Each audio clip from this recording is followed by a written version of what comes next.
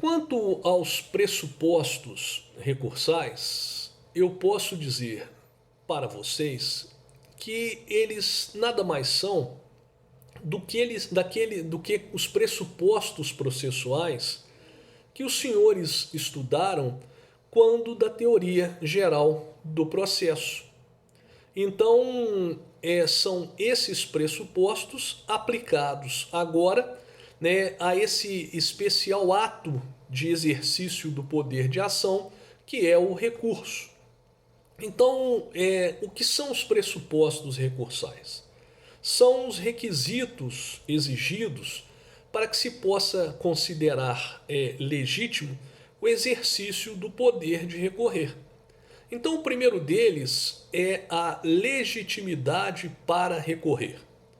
Vocês na TGP não estudaram legitimidade das partes? Então, agora nós vamos ver a legitimidade para recorrer.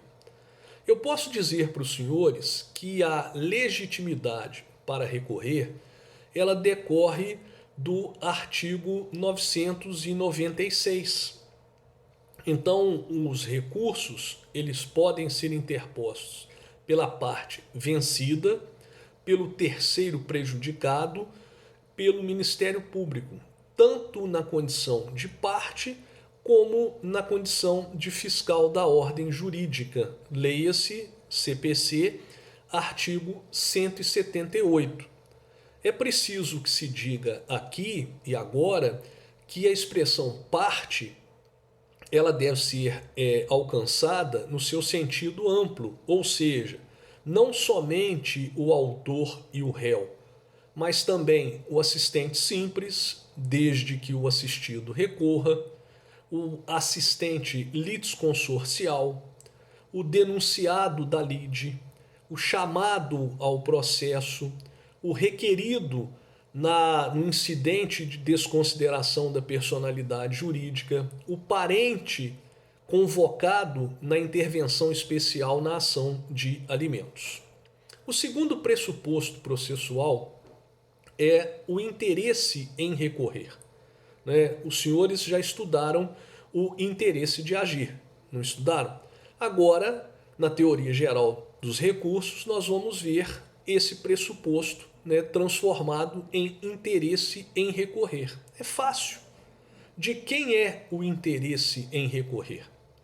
O interesse em recorrer é daquele que tenha sucumbido, é daquele que experimentou uma derrota no processo.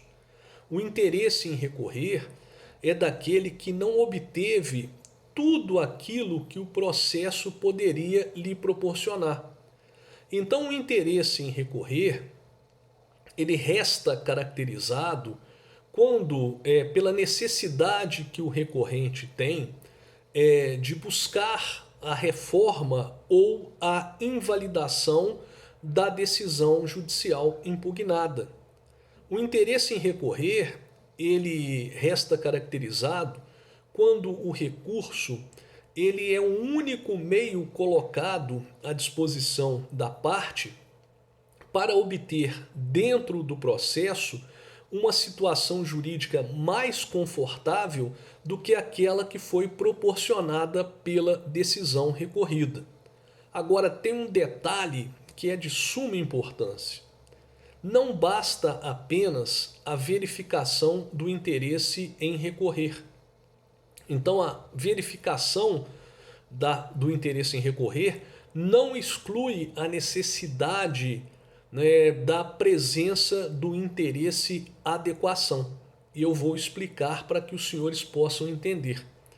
Não basta apenas que o recurso seja o único meio colocado à disposição da parte para obter dentro do processo uma situação jurídica que lhe seja mais confortável do que aquela que foi proporcionada pela decisão recorrida.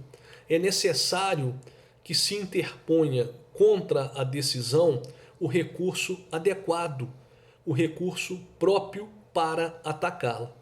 Aqui nós podemos dizer para os senhores que o campo de incidência dentro dos recursos, dentro do sistema recursal brasileiro, ele é bem delimitado.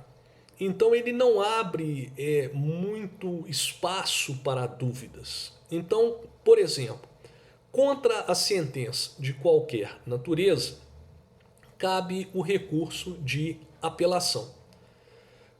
Se o acórdão do tribunal, por exemplo, ele viola o direito federal, contra ele cabe recurso especial para o STJ.